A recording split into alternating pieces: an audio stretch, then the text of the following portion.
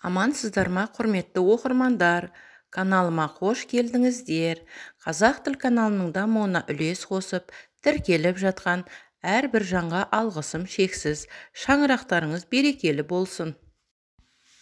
Келесі аялдама ақпан. Қуанышы, жақсылығы мол ай болсын.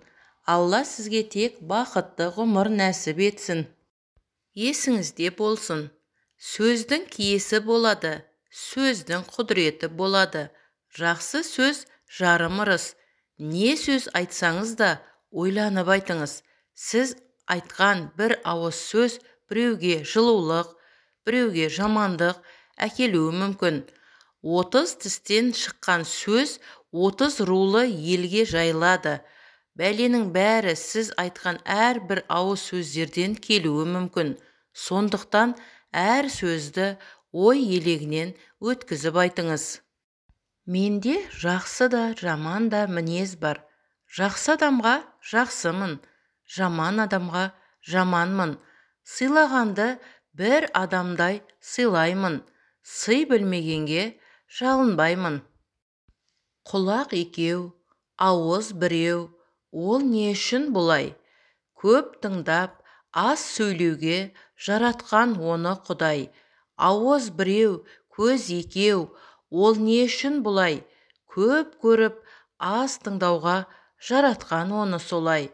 Ауыз біреу, қол екеу, ол не үшін бұлай? Көп жұмысшы, аз жеші, жаратқаны ол солай. Адамның жүрегі қандай болса, тілінен сондай сөз шығады. Сақтауға қажет бір асыл болса, алдымен жүрегіңді сақта. Өйткені өмір бастауы сол жүрек.